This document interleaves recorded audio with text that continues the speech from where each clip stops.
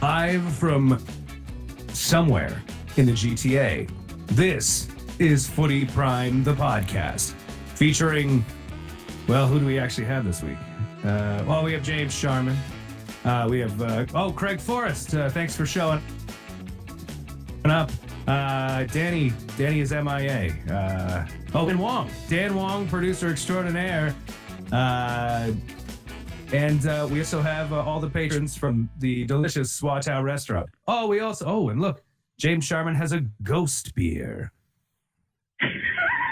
So that's the opening. Let's get this party started.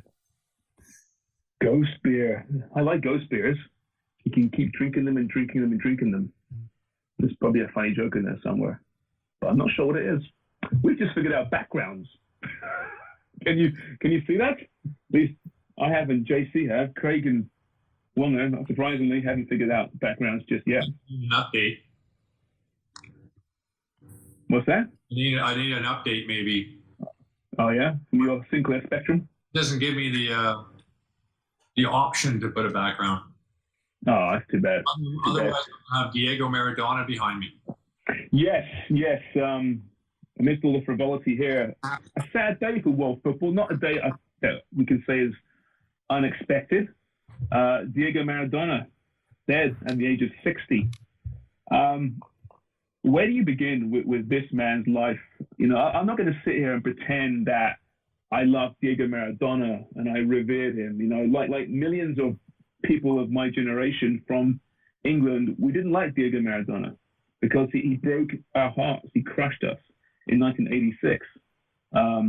And then scored the best goal maybe I've ever seen. But still, the hand of God goal stands out, of course. But such a polarizing figure. So I think we need to kind of break it into two conversations. Diego Maradona, the footballer, and Diego Maradona, the man off the field, the man, you know, amidst all those scandals. Not a great guy by all accounts, but on the field, Craig, I mean, who cares if he's the best ever? He might have been. It's a stupid argument to have. It's all subjective when you get down to that level of footballer, but he did things in the football pitch that I've never seen done before, and did it with such a passion and such a vigor that I think even those who are his harshest critics have to respect Maradona, the footballer. Yeah, for sure. But, you know, in the game that he played, it was a much different game that they play now. When you look at the amount of, I mean, you were able to kick people then, and that was what they did. They tried to take him down. They tried to do it with Pelé too. So the physical side of things was something else. And then when you look at what he did, when he went to Napoli, and Napoli nearly was relegated a few years before, and then I think 3 years after he was there, they won the title and really transformed that area and the city and the club, and he carried them. And that was when the time Milan were on fire and a powerhouse. So. He's carried teams before, which is very rare, and for anybody to do, and the ability, and then obviously the memorable moments in '86. I think those were 5 minutes apart from each other. You know, the greatest goal that's ever scored, and maybe the most controversial goal that was ever scored with the hand of God. So amazing. I was thinking about it today as well, as just, you know, the times I played at Azteca and that stadium and the sound that would have been like when the goals went in. It had a different feel to it, that stadium. Just amazing atmosphere with over 100,000 people in it. And, perfect setting, perfect theater for Diego Maradona, who was all about the theater on and off the field. Yeah. And that World Cup, I mean, I don't think I've ever seen one player dominate a tournament more than he dominated '86. That was the first World Cup that I remember watching. '82, I was just a bit too young. And I remember watching that, and for me, it's my favorite World Cup. It may not have been the greatest World Cup, but I was naive. I loved my heroes and those white shirts, those three lions. And they were a really very good team in '86. And to watch that match, I remember it vividly. You know, my memory is terrible, but I remember that match so well. And the hand of God goal going in and just like screaming like, what? Where's VAR? Where's VAR? I didn't say that, but I really wish they did, because different story entirely. But then, you know, like you said, 4 minutes later, he beats five English players on the way to that iconic goal. And it was just something incredibly special. He had to tip it out. I heard Gary Lineker today. If you see it on Twitter right now, it's a fantastic analysis of what Maradona was again with a player that played against him and played with him, actually, as he mentioned. But he goes, I wanted to applaud him on that goal. This is Gary Lineker, the great English striker who scored, I think, 6 goals that World Cup, I believe. He got the Golden Boot. Maradona got 5 goals. I wanted to applaud him, he said. It's just something, out of this world. And then post-match to say, well, that was the hand of God. I mean, what a great way to rub it in on a man that, was on his shoulders for that World Cup, remember, was the Falkland Islands 4 years before. That country told him, win us back some respect.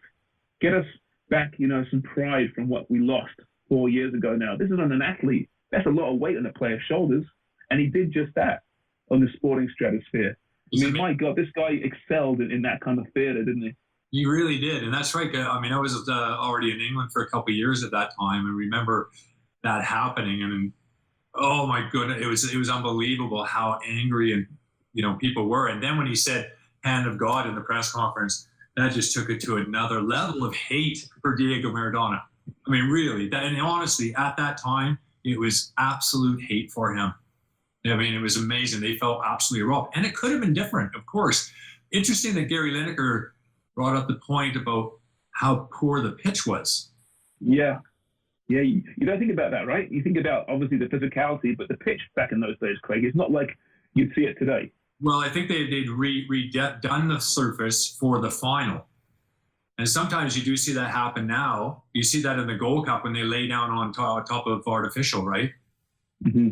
Or you're playing on it for a couple games and it's shifting around. And generally speaking, Azteca, when I played there, it was always a super surface. It was never overplayed on, and it was a great surface. But they relayed it for that game because I think the weather wasn't great. They'd overplayed on it a couple of rounds before, but I never realized that it was actually done for them and how they talked about how poor the surface was. And you think about how that goal was scored and under those conditions as well. I mean, just well, it's not interesting because often the old argument is, could a Maradona succeed in today's game, right? And I think the answer is yes, of course he could. But I think the better question is, could the stars today succeed in those conditions, with those pitches and that physicality? We don't know that.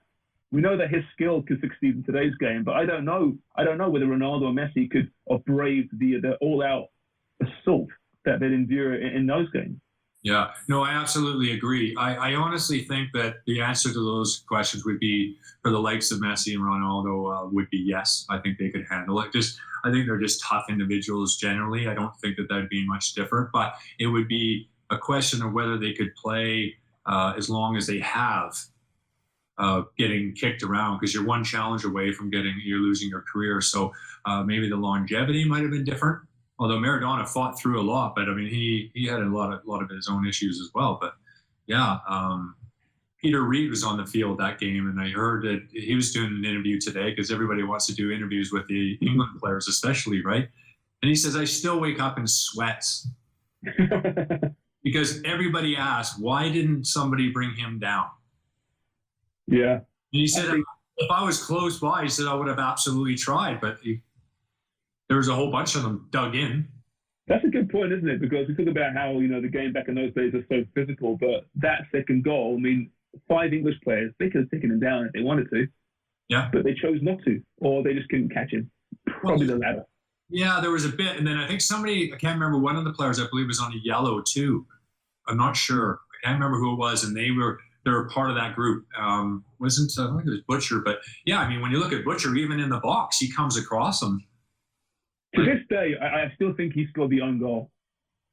I saw that for a long time because the way the release is so quick from Maradona that it looks like Butcher's lunging in and gets a toe on the ball, right? Obviously, he doesn't. But for a longer time, I thought, I wonder, did he get a piece of that? Justify to myself. That was the thing about Maradona. When you see that hand of God goal and you watch it, it's amazing how at first sight, at first glance, it's hard to tell whether he might have got a nick on it. It takes it it's amazing. I mean, when you slow it down, you see it. It is in the picture. Oh, it's way up here.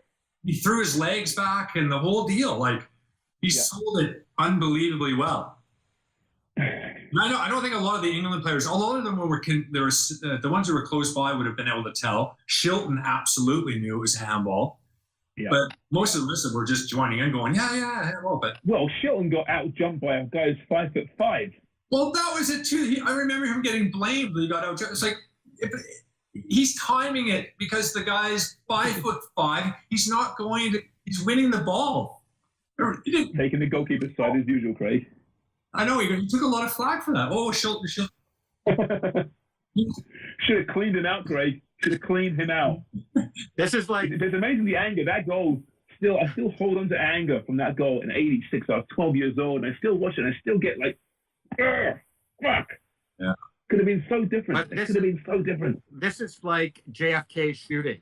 You know, it would never happen. It wouldn't happen nowadays. There'd be how many cameras are at the stadium, right? They would have seen him do this little nudge thing with the ball, and then the English guy going, he hit the ball, doing this, and it doesn't happen anymore, and that can't happen. It only happens in '86 with SD cameras and only 12 in the whole entire stadium. There was no replay, so it didn't. It was whatever the decision was on the field. And replay is very new. So yes, modern day, that would have been. I mean, he probably wouldn't even run off because he would have known it would have been disallowed. It would have. I mean, when you look at him run off anyway, he's looking over at the referee. Do you think if there was VAR around for the JFK assassination, how different would it have been? It's a valid point. Would have gone to the monitors. Results. Lee Harvey. Maybe the penalty would have been a little different, but the same result for JFK, unfortunately. Same result as opposed to different red cards. Down. Yeah, Lee Harvey would have just kept on walking and been fine. Yeah. CIA suspension, 5 games, bringing the game into disrepute.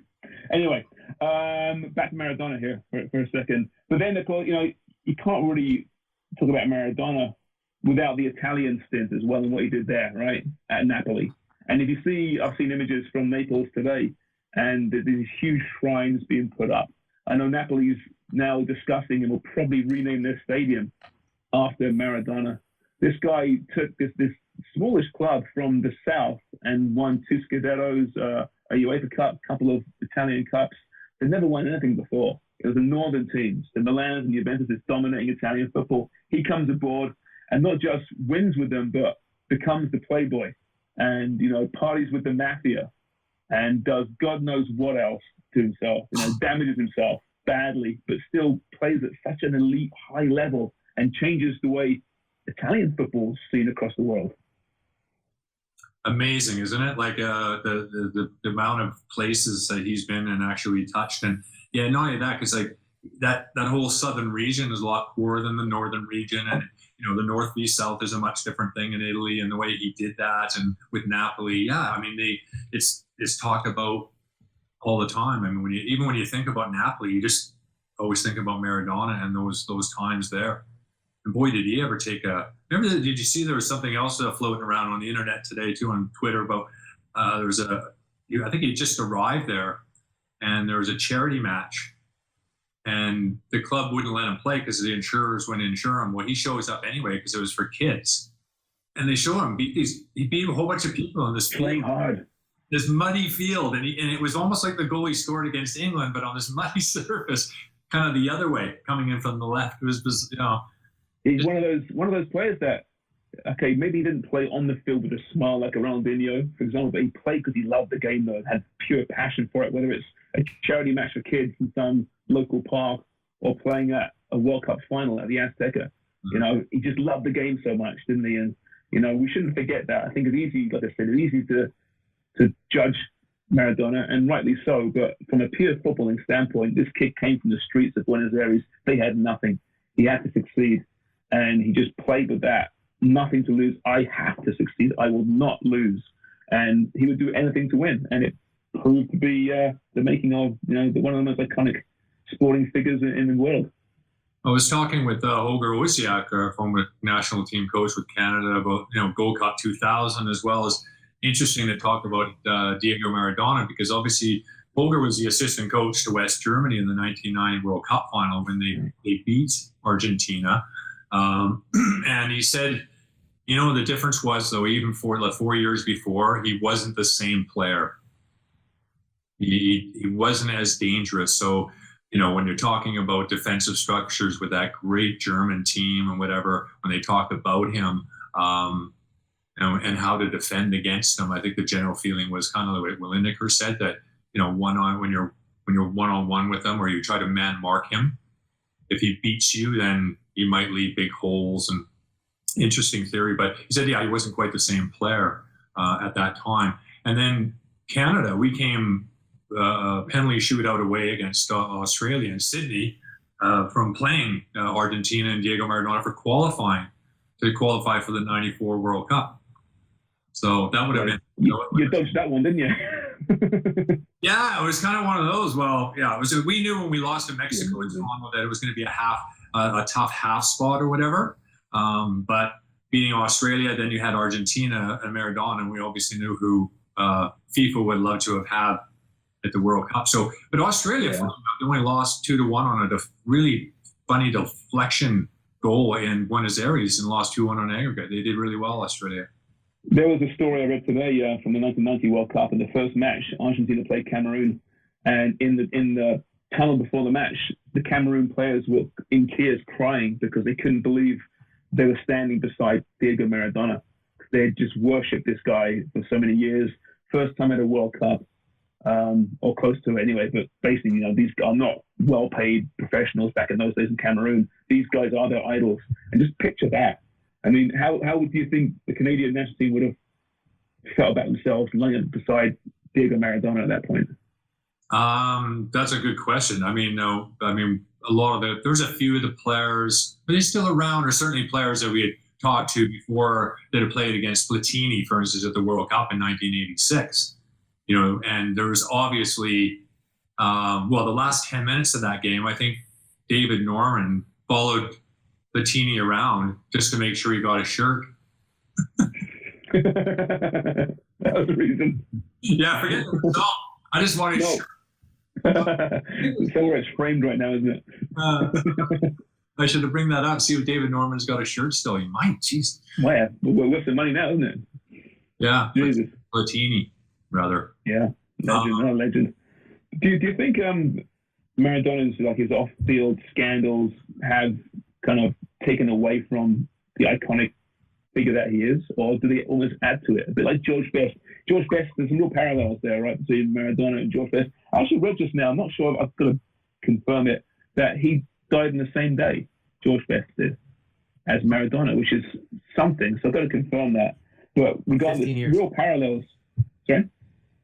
I think, was it 15 years apart to the day? Maybe 15 years, but the same day. To the day. 20, I'll check it out. But still, the real parallels between those two flawed geniuses, right? Guys who did a lot on the field, don't get me wrong, but maybe could have done more if they took care of themselves and didn't have those inner demons. So do you think they are somewhat tainted? Do you think Maradona's image is tainted because of that, or does the legend grow because of it? Yeah, probably. We live in that sort of world, but yeah, he had a lot of issues himself. Then he off the field, quite controversial politically, I believe, in Argentina. But the bottom line is, he's in Argentina. He is a god. He's not tarnished at all. Like, he is iconic. Like, it's incredible. They're in the streets in Argentina right now as we speak. So, I don't know. Obviously, people that know him well and followed his career, and then afterwards, and saw, he's had health issues and addiction issues and various other problems. And I don't think he was ever really at peace with himself, right? And he's one of those geniuses that are a little bit mad, I guess. When you think about his lifestyle and what he achieved, and all the pressures that being from Argentina would bring as well, a country that puts a lot of pressure on their stars, and that's not even when they're just playing. That's after as well. It's a lot to deal with for somebody who's not maybe capable of dealing with all that. Our very own flawed genius, we should mention, Danny Dichio, not on the show today. Clearly, it's too emotional to appear and talk about the great Diego Maradona and what he means to him. That's not quite true. But he is our flawed genius, right? Yeah, I was actually thinking we were going to make a distinction or comparison with Dicchio and his DJ days about how much time he spent in the clubs. What could he have been if not for those distractions? Still, Diego lived a full life, that is for sure. And we're gonna, he won't be forgotten. That's for sure. And with his stadiums being named after him, there'll be movies made. You know that. It's one of the most fascinating, compelling lives I think we've seen in the football world. And for me, he's up there along with the true iconic figures in world sport, right? The Alis, the Pelés, obviously, the Jordans. I think you have to put him beside there. Whether you hate him or love him, you can't deny what he accomplished, maybe what he could have accomplished, but just what he meant. He did transcend the sport, I think it's fair to say. Yeah, I agree. There's very few people like him that have done that. The likes of Pelé have certainly. Messi, we saw, seeing it doing it now, Ronaldo, but very few. And you think about the millions and millions of people that actually play the sport growing up. So we've all had a go at it. There's just absolutely hundreds of millions. And, it's just very, very rare to have somebody of that talent come along more often. Actually, JC and Wonga, growing up in Canada, not necessarily in the football world, did you know of Maradona? Is not exactly who he was? Was the name familiar to you growing up? Well, it was all about 86. And because Canada was in the 86 World Cup, I followed it. And Craig knows I'm a big homer. I cheer for anything. I'll cheer for who can take the biggest dump if they have a Canadian flag on their back. So in that way, yes, I knew Maradona. I knew Argentina. And I also knew about the Falklands. And I was just getting some of my worldview at the time. So I remember how crazy that game was. And even more than that, how special it was for Argentina. So to your point, Charms, getting some of your national pride back from what had been the fabric kind of taken away from you, because I have no idea what the Falkland Wars were about. I think it was sheep, right? And UK went down there and made sure they knew it was sheep. And I want that sheep and maybe a goat.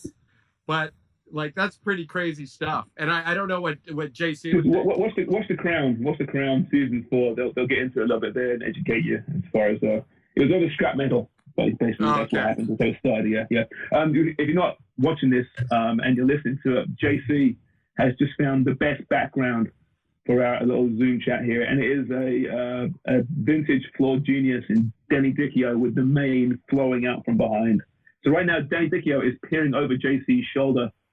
I'm not going to go any further. It's too easy. And the old mullet there, eh? Just the mullet swinging and flowing in the wind. It's a beauty, isn't it? I needed a song of beauty. Yeah. You must have sold it. Bitch. you got old bitch, did you? Hey JC, so one was saying how 86, that World Cup, Falklands, he had an understanding of Maradona. You're a lot younger than Wonga. That's the thing. Maradona, at what point did you understand who he was? I honestly didn't quite get it. Well, I'll say this: I didn't quite get the how big Maradona was until I met my good friend Martine, who's from when I was about 14 or 15, and we actually hated and became great friends. But he sort of educated me about internet. And I knew about British football and internet, in European football, but I didn't know African football or anything other than just the Premier League that I would see periodically on TSN or whatever.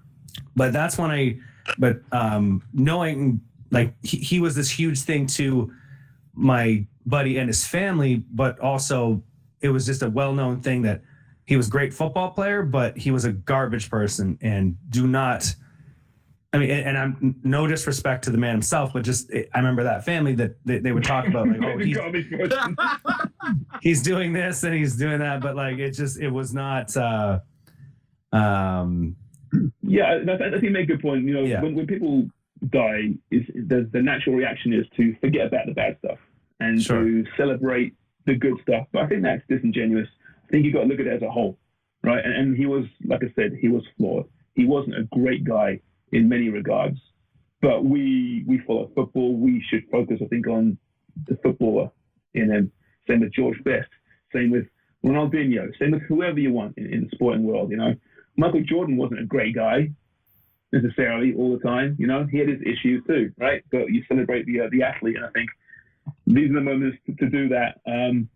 But it's funny because I grew up with Pele being number one. And I never watched Pele. He was before my time, but that was the name that kind of conjured that love of sport and that romance. And Maradona could have replaced him if not for that one game. And I find it interesting now when you see a lot of these English players talking about Maradona, and they weren't born in '86. They didn't see this. They didn't understand the vitriol towards him. They've always loved Diego Maradona. And there's pictures, you see them when you visit them in the dressing rooms, Old Trafford or Anfield, and they're like all posing and stuff, and they're, oh my God, it's Diego Maradona.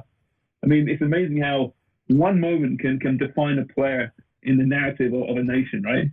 And I fully put my hand up. I'm probably extremely unfair with my long-term disgust at the name Diego Maradona. But now I can sit back in peace and say, okay, Diego, you lived a full life, but boy, could you kick a football. So, Sharms, before we were talking, you had to do, while you were working at Sportsnet, you had to put a story together. You basically did his obituary eulogy for Sportsnet, packaging it because he had a heart attack, and I think it was the heart attack, right? Where you went, what were the things that stood out to you? I think it was the score, and the way it works in TV, and you guys know this, Craig will tell you, there's obituaries for lots of people just sitting there waiting for them to die, right? I've done one for Pele, for Alex Ferguson.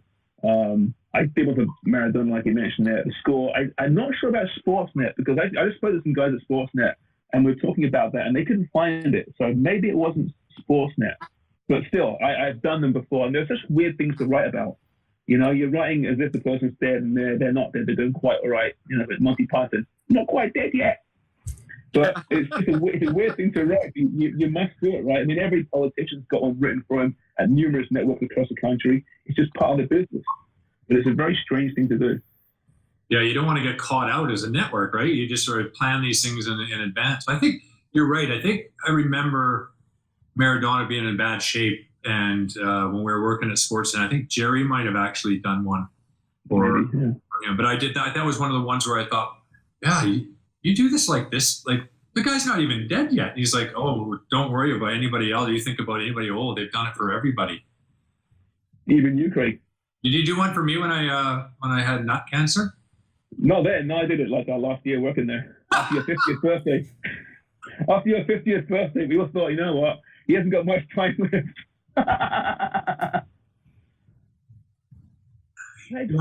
Beloved national soccer player and commentator on Canadian television will be sorely missed by a few. That kind of stuff, you know? To break. To break. And dip the break. Dip the black. A little soft music, a little 2000 and whatever. But you always end it. You always end it by saying, when someone dies, you write a piece, you always end by saying, Dan Wong was 53. Craig Forrest was 53. James Sharman was 46.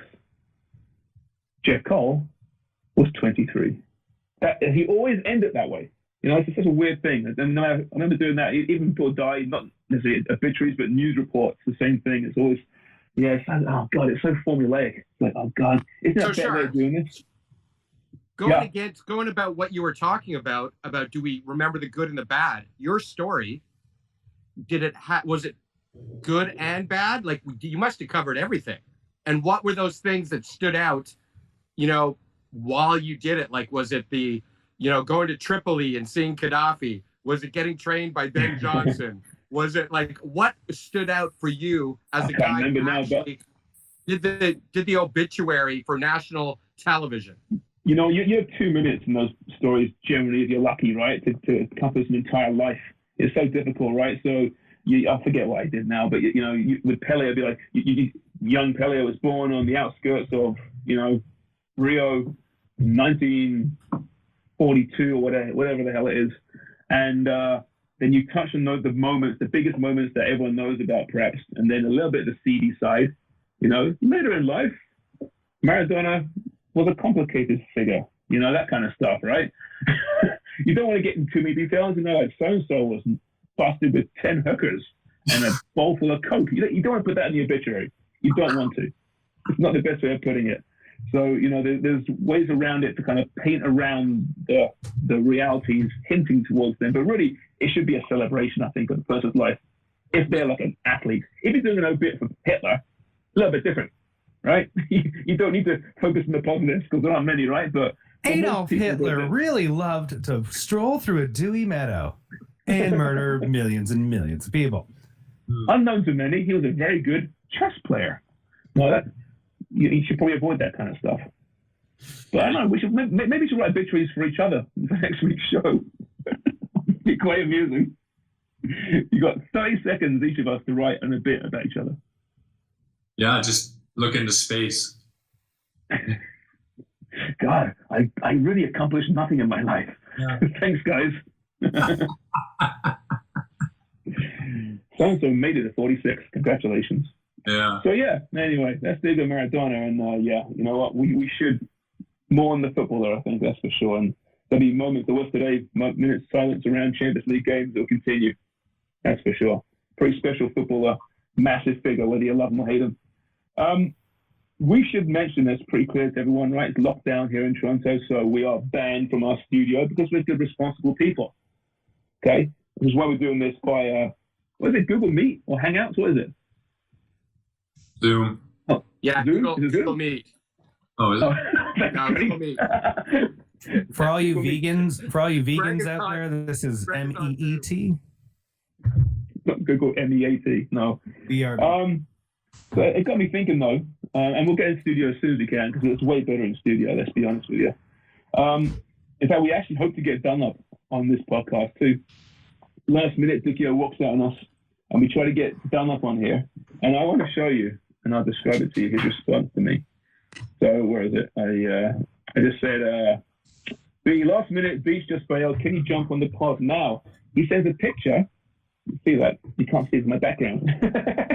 No. You can't see. All right. It's a picture of his kitchen sink with a plunger in it and a bucket underneath. I can't. Sorry, boys.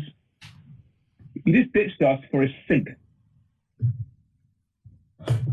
Is that what it was? What does that tell you? It's a sink with a plunger and a bucket underneath it. So he's got some plumbing issue. And that's more important to rectify than joining us on the podcast. What a prick. But anyway, back to what I was saying. So we're on this lockdown. We're doing this Zoom call. And it got me thinking, if you had been locked down in a house with former opponents or former managers, former teammates, Craig, you got like 4 people, including yourself, right? First of all, who would you like to be locked down with? What would be a really good house for you? Yourself and 3 teammates, opponents, managers. Who would it be? Paul Pescasolido, because he doesn't take a lot of space. He's just a little guy. How big is the room? That's a good. I'd say it's a nice semi-detached house. Yeah. 1,300 square feet, 3 bedrooms, 4. Make it 4. It's 4 of you. Yeah, it wouldn't be Jimmy Brennan because he's the laziest man alive. I remember rooming with him, and he was like in the bathtub or something, and I could hear him shout. He's like, "Chris, stack, come here!" And I'm like laying down, I jump up, and I think he's drowning in the bathtub. And he's like, "Go in there." He's like, "Oh, can you just pass the soap?" I'm like, "You fucking lazy bastard!" Like honestly, that is lazy. That is awful. So lazy. So you got got Pesci, because he's small. Oh, Frankie Yallop, awesome. Just because he's a good guy. Oh, fantastic. That's the reason. He's funny as hell. So you keep things light? He's one of the funniest people I've ever met. Sven Haberman. Him and Sven Haberman were the two funniest people ever. Would they both be in the house, or is that too much? Yeah. Sven, unfortunately, he's recently going through some cancer issues in BT, but what an absolute gem of a guy. Like, so much fun to be around. Yeah. All right. There's a lot of guys, though. And the national team, great. Like, Colin Miller was great. Waddy was great. Right? Mm-hmm. I guess you could call us teammates to this. Yeah. There's a lot of great teammates like DiCanio, but I don't know if I'd want to be stuck with him, you know? No, exactly. You're locked down for 28 days, right? Whoa. What was 28 days? This lockdown. Right? Oh, yeah. No. It's starting at 28 days, so that's a long time with Paolo DiCanio, right? So you're right. Any managers you put in there? John Lyle. Mm-hmm. Yeah. Crafty coffee. Yeah, all right. So, Craig, can I add to that? Or James, let me just say, now, of all the places that you've played, but all the places that you've stayed, if you had to pick like a hotel that you stayed in while you were playing, like the best spot, what is that like unbelievable place? Or how about this? What is the worst place that you stayed? And what is the best place that you stayed? Because if you have a really great place, I mean, you could kind of be locked up with anybody, but if you have a really garbage place, then you need some, your good buds. So. That's right, actually. We stayed in a really amazing resort in just outside of Mexico City, about an hour. Cocoyoc, it was called. And that was when we golfed for 4 days before we even trained. It was pretty amazing. And then we did stay. There was a couple bad hotels in Central America. There's one particular when we were in Kingston. I mean, Kingston, Jamaica is a different place than the resorts that people go to, especially back then. I think we nicknamed it the Hanoi Hilton. It was basically all wired around this whole place, and they told us not to go walking about. So there's a lot of places like that, really. Did the CSA generally get you decent hotels, though? I mean, I really want you to say no, they're the worst hotels ever, but generally speaking, they were okay? Generally speaking, they were usually picked up by, the Gold Cup. If they've set up a hotel, or, if you're in a tournament, they've already pre-booked or that sort of thing. But if you're going to a training camp or something like that, no, they're staying at hotels that are affordable. Go to Vancouver, you're staying not in Vancouver at the Pan Pacific, let's put it that way. You're in a Motel 8 on the way out. Right. You're at the Sheraton, I think it was a Sheraton in Burnaby up by Willingdon Road in Vancouver. They're like attached to a casino, and yeah, a little rough around the edges. Nothing. Who would be the worst lockdown house on the footballing world for you? It could be anyone. It doesn't need to be a former teammate. Who would be the worst house?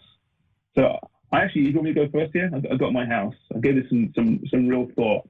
All right. So Ronaldo would be in that house because it's constant grooming, hogging the shower, can't get in there. You don't want that as your roommate at all. Gaza, because the constant pranking would be just too much, right? Really wearing you. A bit like the Canio probably, right? After 28 days, you want to kill him. Fergie, I put in there because the constant yelling and screaming and shouting and trying to lead people. No one needs that. And then the last person, Yogi Love. I don't want to share a house with Yogi Love. Way too much picking and smelling. It's a little bit weird, a little bit odd. Like, what's Yogi doing in his bedroom tonight, Ugh. Oh, God. When he does in public, let alone private. Exactly. I mean, can you imagine? There's obviously, I guess we could talk to a psychologist about that, or a psychiatrist about that. Like, what is that? There's obviously... There's something. Yeah, that's a good house not to be in. Yeah, you wouldn't be in that house at all. No. Like, Donald Trump would be definitely, like, that would be a guy you wouldn't want to be with. No. All the guys that for starters. Yeah. North Korea's top boy, forget his name now. Basically Trump's cronies. Yeah, you don't want to be in there. All these angry people. Yeah. Well, about you? Well, I mean, outside of the soccer world, even inside, there must be a group that you would hate to be in a house with. No. Inside, anyone who's gained weight after being a professional athlete. So anyone who got fat. So I can just be the skinny guy and just go, wow, look at you. Yeah. Just for me, just so I can feel good about myself. Ugly fat guys is what you want in there. Ugly? Well, they don't have to be ugly. They just have to be, when people go back to like their 20th anniversary reunion, and it's like the exact same faces, but bulbous and, an extra 50 pounds. That's who I want to hang out with. Because I think when you go to those, right? So when you go to those reunions, do you comment to those people like, oh, God, what happened to you? Or do you just kind of smirk off to the side of the dance floor? Sharms, after I sleep with them, absolutely. You're a good guy. The women. Well, you have to roll, and then people I hate to live with are lockdown. Fit people, I was going to say Beckham. Beckham is no one. And to your point, Ronaldo, I don't want to be seen around these guys. Then I look like the guy who ate too many donuts. It's like those Bachelor shows, right? Like, be awful. I mean, God, I've got to take the shirt off again. Jesus, it's pool time again. No one needs to see this. Yeah. I wouldn't want to be the ugly guy on The Bachelorette. Well, that's a little bit different. But even then, can you imagine the look in those poor girls' faces when you show up? Hi, I'm The Bachelor. Can you imagine? Let me like, oh God, is it too late to please don't give me a rose? Please, dear God. Yeah. I'd be like getting my big limbs out of the car, hit my head on the roof, getting out. Yeah, they're like, oh, Stephen Richards here. No, it's Craig Forrest. Actually, back in the day, I forget what newspaper in England it was, they actually had the all ugly 11 football team. That's so awful, isn't it? And That's amazing. John Wark was back at Ipswich in those days, and he was in it. So, I remember we're on the bus going to the game. We're going to the game, and we're like, the guys are like going through the newspaper, and all of a sudden, like this center page, all England ugly 11. And there's John Wark on it, and it was like, oh my God. It was quite funny because Warky was just like, he was rattling off guys that he thought were uglier. So were you supporting him at that point, or you say no on you? I was like, you're at the most on the subs bench. But it's so cool, isn't it? There was some. I can't remember all the guys. There were some gruesome guys. And remember Big Grizzly who played for Coventry? Yeah, Steve Grizzly, the big nose, right? The broken. Super guy. Like he was just an absolute event. But yeah, he was. Not the best. It's amazing though, the papers over there, how they could get away with that. You couldn't do it nowadays. You just couldn't do it. I don't know. The tabloids over there, they're I don't know. With mental health being the issue that it is nowadays, I don't think you get away with it. It's cruel as hell. Mm-hmm. It is. I mean, it would weigh on people, right? Some guy is probably self-conscious, right? And he's that ugly. Take it from me. He's probably self-conscious. Yeah. About his imperfections, and to see it plastered across the back pages of the Mirror. Oh, great! I made some story. What's this? All 11 ugly team. I mean, my God, that could crush someone. Yeah. Remember Jason Dizelle, Ipswich Town, and then Big Duncan for Everton. Right. Was Big Duncan there? He wasn't there, was he? Ferguson. Yeah, Big Duncan. He wasn't in that. That's all ugly 11, was he? No. This is a different story, but it's some similar type of like cruel. Oh. They had there's this one girl, socialite, that has slept with both of them. So she did a rundown of the whole evening, from for dinner to going home to foreplay to the actual sex, like the whole thing. Wow! And there was like there was 10 categories, and for big Duncan Ferguson got 97 out of 100. Giselle got like 4 out of 100.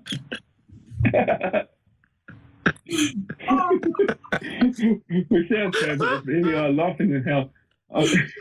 So Jason, is like, he's like, it's one thing, and the thing is, she had it in for him because she actually got pregnant with his kid and the whole deal, I think, and it was a big shit show. But I think there's other things, reasons why he got voted so low. It wasn't an honest vote.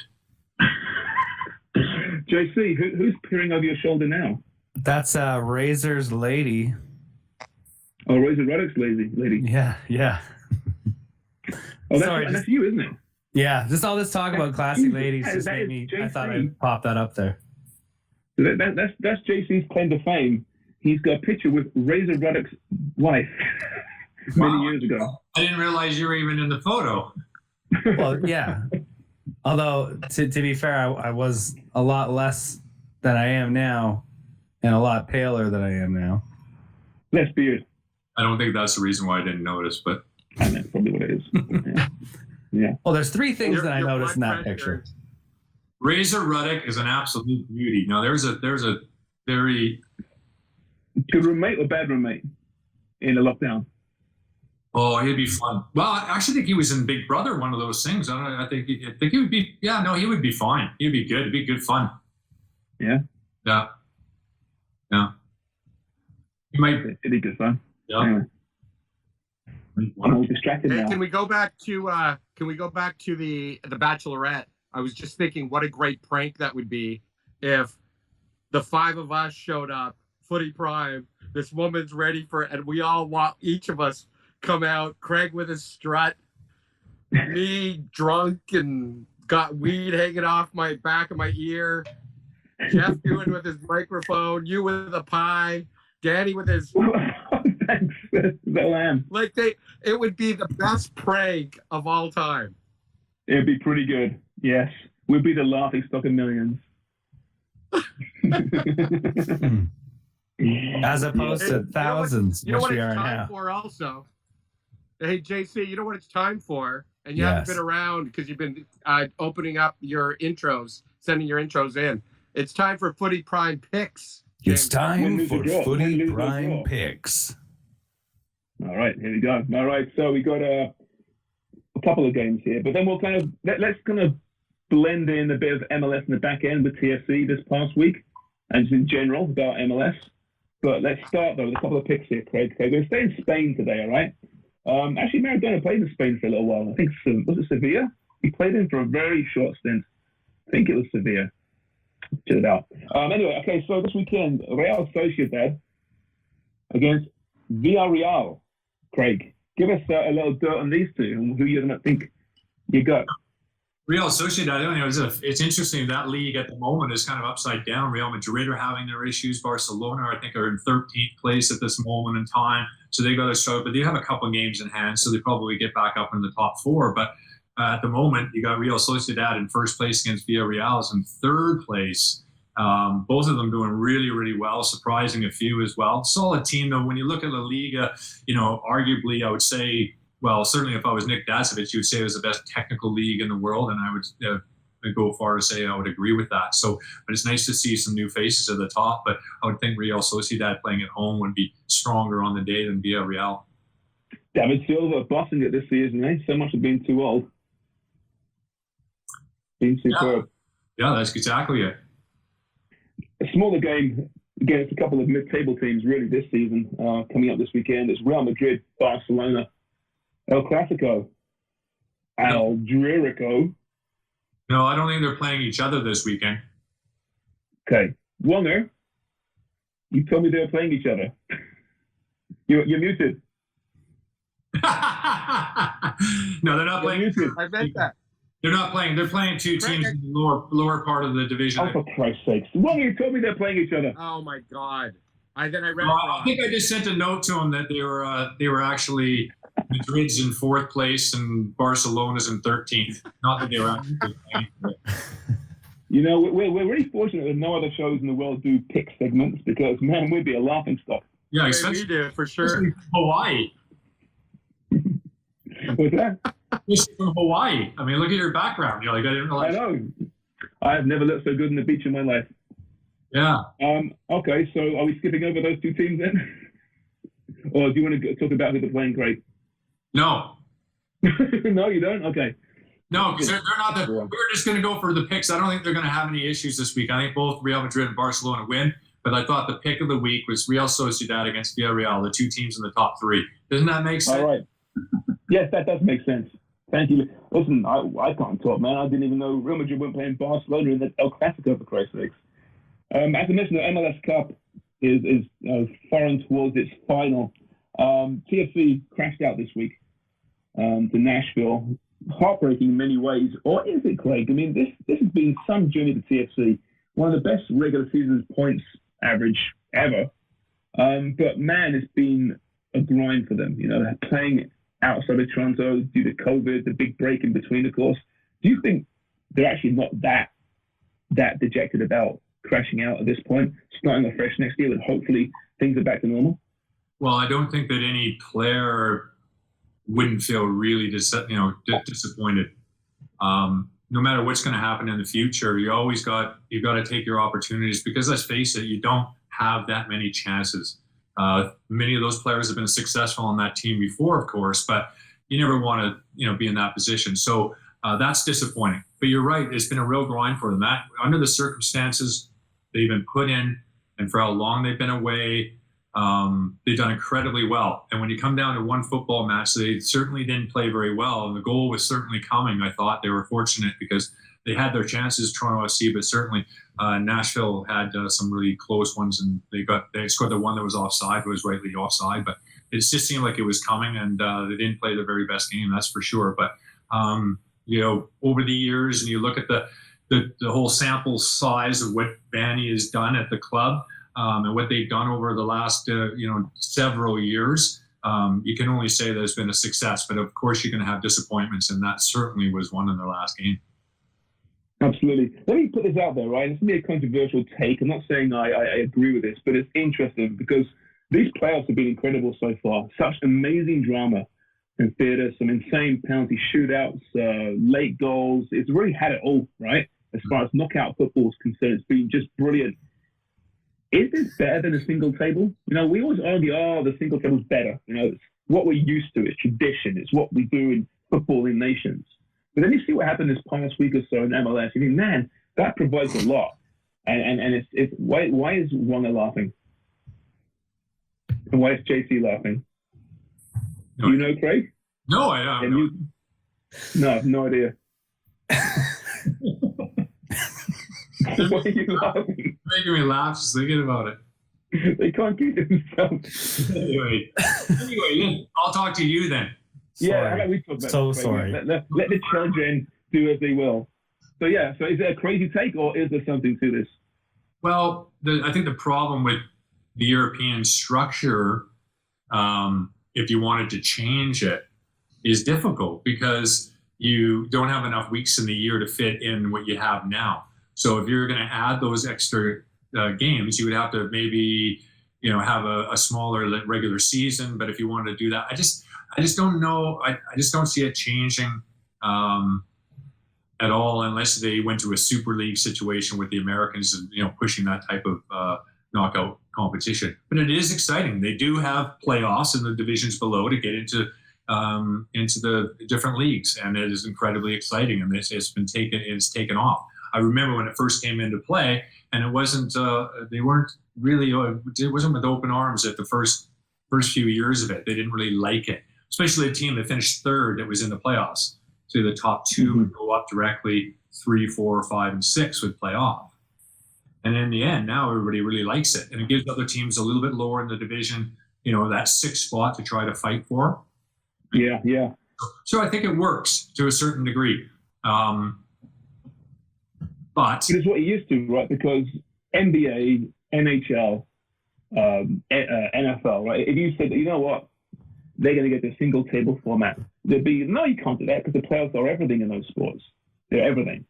And, we kind of endure the regular season, but just because soccer and football, we're so entrenched in this method of the way they do things, we don't even want to consider, going to a North American model, when in fact it would provide a lot. It would provide a lot, although when you look at the North American model, it's structured to make as much money as possible. The regular season in the NHL and the NBA is 82 games.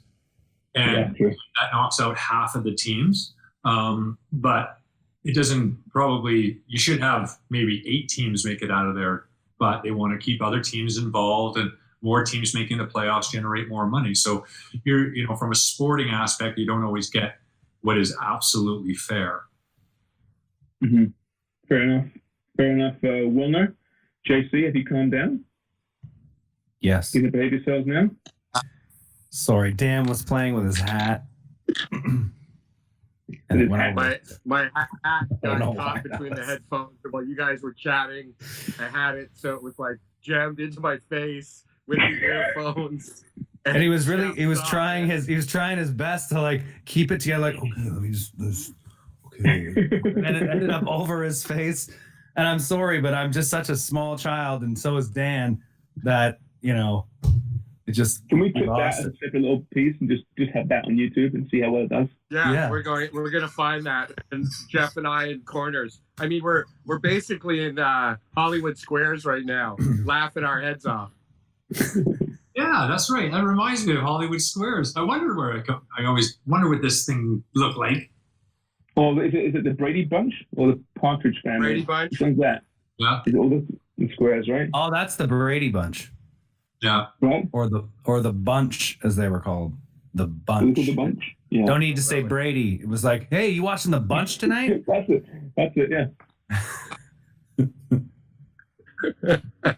Oh, it's this way. So for anyone listening to the podcast, we're also on Google Meet, and we're pointing at each other upside down. And you see this on YouTube, maybe. I'll tell you what, it really does suck, doesn't it, compared to being in studio? Let's be honest here. We're doing the best we can, but the authorities want to crush our podcast, and that's literally what it is. That's all it is they see that this lucrative business that we have as like doing a podcast, and they're like, no, bam, it's over. You can't do it in person anymore. So now we're suffering. Teresa Tam is stamping all over our potential. Honestly, fellas, this is the last time we're going to do Google Meet. I'm going to set up in my girlfriend's garage. We'll have the door open. We'll have heaters on. And it'll be like -3 with jackets, but we're gonna do that. This Google Meet, the sound is average, below average. There's all kinds of lag. Sounds like what girls think of my downstairs. Below average. Sorry. Well, that big mic of JC's there. I'm making up for something, bud. That's why you got there. They're not big family downstairs. But isn't that still illegal though? Because we're not from the same household. No, it's outside. Like you got it. All it is a cover. Are you allowed to mix households outside? No, you can. I don't care. I'll do it. I'm just curious. Outside will be social distanced. Well, or we just do the whole show from Adamson's barbecue. Yeah. Now, for any of you out there who don't know, who are not from from probably North America now, well, no, so let's say from Ontario, Adamson's Barbecue is this place run by this just treasure of a guy who thinks that it's okay to kill your grandparents by having people come to your restaurant and eat barbecue. In a nutshell. Maybe they're eating their grandparents at the barbecue. Well, I mean, you got to eat something. Yeah. Yeah, I don't know. I think it's a great PR move. It's a great PR move. Well, I've never eaten there. I've never eaten there. Let's talk about small business and how COVID is affecting it, and the government's. I do agree with. I don't agree with it. Walmart and Costco is open. You know what? I hate to say this. I was in Walmart yesterday. I despise Walmart. I try and avoid it like the plague, but I was in there, driving past, picked up a few things, and it's just open for business, right? It's packed, and they're selling everything, right? Food, obviously, okay, that's essential, but they're selling toys, and there's clothes, and you can buy slippers, and you can buy tea towels. Everything's open. Meanwhile, mom and pa down the road selling just the same stuff. Nope, you can't open. It's absolute bullshit. It's been so poorly managed, and I don't know what to say. It's ridiculous. It is. But James, I wonder if let's say an independent clothing store or an independent stationery shop, if they took a couple of groceries and just stuck them at the front, could they get away with that? It's like, hey, Probably. let's put a bag of crisps or chips at the front. Now we're an essential service because we have food. Maybe that's the way. Good point, actually. That is a good way around it, actually. Yeah. So any small stores out there, if you want to put some pies in your front of your store, I'll give you a really good price. Gonna make millions in this COVID. Gonna kid out all these clothing stores with pies so they can open. All right, we're out of time. Thank God. How long has that been, Dan? That was an hour and 1 minute. Was it really? Felt like a lot more. Well, we're the best marketers, aren't we? That's our pitch to our sponsors. Well, it's kind of shitty, but here you go. Have a listen. All right. Well, listen, Craig, JC, Wonga, thank you very much. Dunlop, thank you very much for helping your friends out when they're in a bind. Really appreciate that. Dickie O, don't worry, you'll get over Diego Maradona's death. You got See you next week. Well. Bye.